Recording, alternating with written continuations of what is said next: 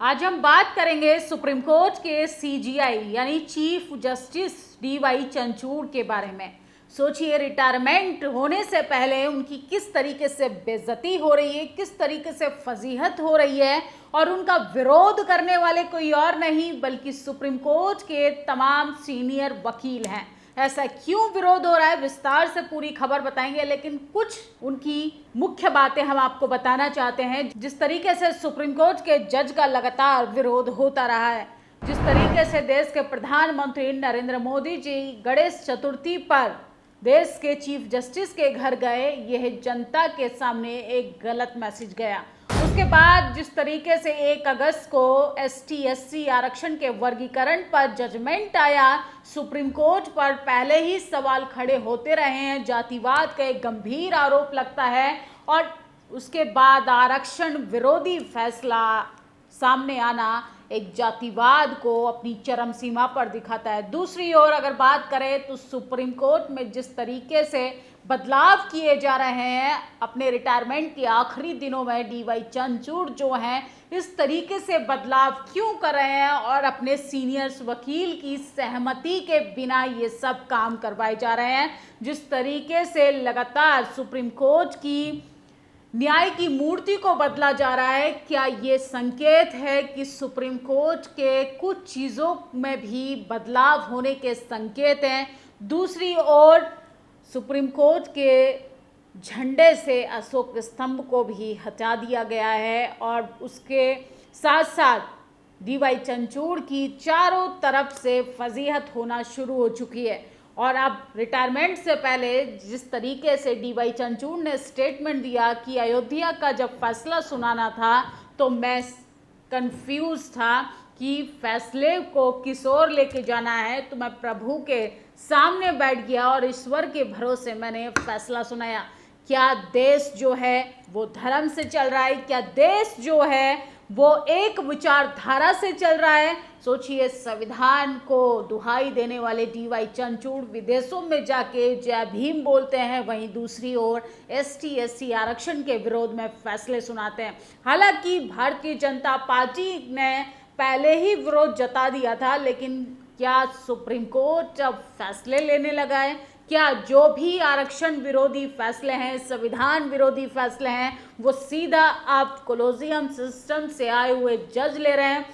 Colosseum की बात करें तो देश की राष्ट्रपति द्रौपदी मुर्मू पहले ही गंभीर आरोप लगा चुकी हैं देश की न्यायालय व्यवस्था पर, कोलोजियम सिस्टम पर। ये किसी से छुपा नहीं है कि इस देश में जातिवाद के आधार पर भर्तियां की जाती हैं। कॉलेज यूनिवर्सिटी से लेके अगर हम सुप्रीम कोर्ट के जज की भर्ती तक की बात करें तो तमाम लोग किस तरीके से जातिवाद के आधार पे भर्तियां कराए जाते हैं, कैसे न्यायालयों में कोलोजियम सिस्टम से भर्तियां होती हैं, और कैसे मंत्रालयों में लिटरल एंट्री से भर्ती की जाती है, और बहुजन समाज के ST/SC OBC लोगों को NFS कर बाहर कर दिया जाता है। तो एक गंभीर विषय बन चुका है। लेकिन एक सवाल खड़ा होता है, जिस तरीके से 10 नवंबर को वो तारीख नज़दीक आ रही है डीवाई चंद्रचूड़ के रिटायरमेंट की, वो ऐसे काम क्यों कर रहे हैं? क्या उनका राजनीति में आने की संभावना है?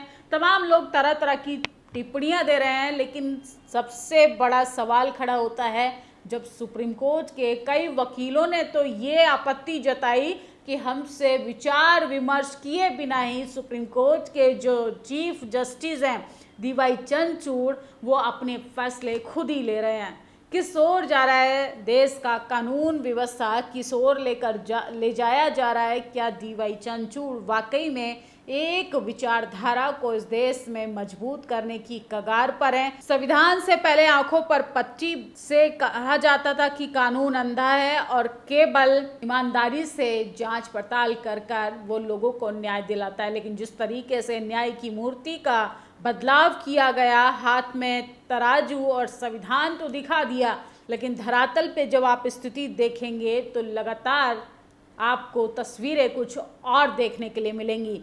रिटायरमेंट से पहले सीजीआई चंद्रचूड़ के होश उड़े हुए हैं और उनके सुप्रीम कोर्ट के बार एसोसिएशन ने बगावत कर दी है और सुप्रीम कोर्ट के झंडे से अशोक चक्र को भी हटा दिया गया है। भारत का संविधान नया नीले रंग का है। तो जिस तरीके से लगातार सुप्रीम कोर्ट के झंडे को लेकर विवाद हो रहा है, सोचिए सत्यमेव जयते की जगह धर्मस्तो जया लिखा हुआ है और ये विवाद का विषय बन गया है। क्या जताना चाहते हैं देश के चीफ जस्टिस? जिस तरीके से उन्होंने अयोध्या पर अपना स्टेटमेंट दिया, चारों तरफ अफरा तफरी है, इस पर सियासी भूचाल भी आ गया है। महाराष्ट्र, झारखंड जैसे राज्यों में चुनाव भी है और जिस तरीके से लगातार कोर्ट के फैसले पर लोग शक जता रहे हैं, इससे आशंका लगाई है कि किस तरीके से धीरे धीरे कर सुप्रीम कोर्ट के जजों के द्वारा रिजर्वेशन को ख़त्म किया जा रहा है, संविधान को ख़त्म किया जा रहा है। और इसके साथ साथ बार एसोसिएशन ने 12 अक्टूबर को एक प्रस्ताव पारित किया गया जिसमें उन्होंने लिखा कि डीवाई चंद्रचूड़ जो है वो अपने फैसले पर किसी से डिस्कस नहीं करें। हाल ही में सुप्रीम कोर्ट में न्याय की देवी के स्वरूप में बदला गया था, जिस पर अब खासा विवाद पैदा हो गया है। सुप्रीम कोर्ट बार एसोसिएशन ने इस मामले में नाराजगी जताई और कहा है कि न्याय की मूर्ति के पुराने स्वरूप को बदलने से पहले उसमें कोई सलाह मशवरा नहीं किया गया। डीवाई चंद्रचूड़ देश के प्रमुख पद पर बैठे हैं, लेकिन वो सोचिए जनता को अभिव्यक्ति की आज़ादी के तहत वो बार काउंसिल के मेंबर से डिस्कस नहीं करते हैं। वो अलग बात है कि विदेशों में जाकर बड़े बड़े मंचों से वो लोकतंत्र की दुहाई देते हैं। अयोध्या विवाद के समाधान के लिए ईश्वर से प्रार्थना की थी सीजीआई चंद्रचूड़। देश के प्रधान न्यायाधीश डीवाई चंद्रचूड़ का कहना है कि अयोध्या मंदिर को लेके मैं बड़ा कंफ्यूज था, परेशान था, मुझे समझ नहीं आ रहा था मैं किसके फेवर में डिसीजन सुनाऊं, तो मैं ईश्वर के सामने बैठ गया और उन्होंने कहा कि इसका समाधान ईश्वर के भरोसे ढूंढना होगा। तो उन्होंने अयोध्या मंदिर के समर्थन में अपना फैसला सुनाया। देश के प्रधान न्यायाधीश डीवाई चंद्रचूड़ ने रविवार को कहा कि अयोध्या विवाद के समाधान के लिए ईश्वर से प्रार्थना की और कहा कि अगर आस्था हो तो ईश्वर कोई भी रास्ता निकाल देते हैं। वे खेड़ा तालुका में अपने पैतृक गांव के निवासी को संबोधित कर रहे थे, जहां उनका अभिनंदन किया गया। उन्होंने कहा, अक्सर हमारे पास मामले निर्णय के लिए आते हैं लेकिन हम समाधान पर नहीं पहुंच पाते। अयोध्या राम जन्मभूमि बाबरी मस्जिद विवाद के दौरान कुछ ऐसा ही हुआ था जो 3 महीने तक मेरे सामने था। मैं ईश्वर के सामने बैठा और उन्होंने कहा कि समाधान ढूंढना होगा। तो तमाम लोग सवाल कर रहे हैं कि इस देश में ईश्वर के भरोसे और फैसले सुनाए जाते हैं, सबूत, आधार, सोर्स, यहाँ तक कि संविधान अब सीजीआई के लिए कोई मायने नहीं रखता। भरोसा है तो ईश्वर रास्ता निकाल देंगे, डीवाई चंद्रचूड़।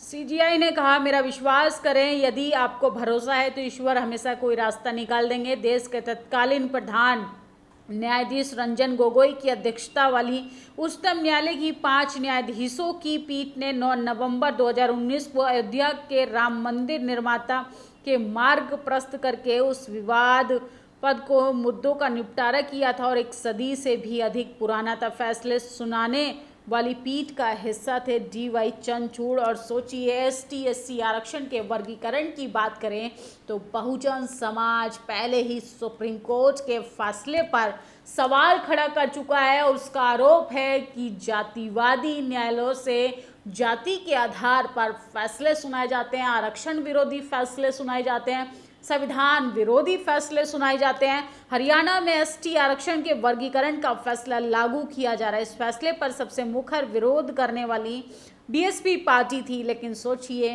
क्या जिस तरीके से एसटी एससी के कोटे में क्रीमी लेयर को लागू कर दिया गया, उससे खाली सीटों को भरा जाएगा। एनएफएस कर तमाम बच्चे हाई कोर्ट के चक्कर काटते रहते हैं, सुप्रीम कोर्ट के चक्कर काटते रहते हैं।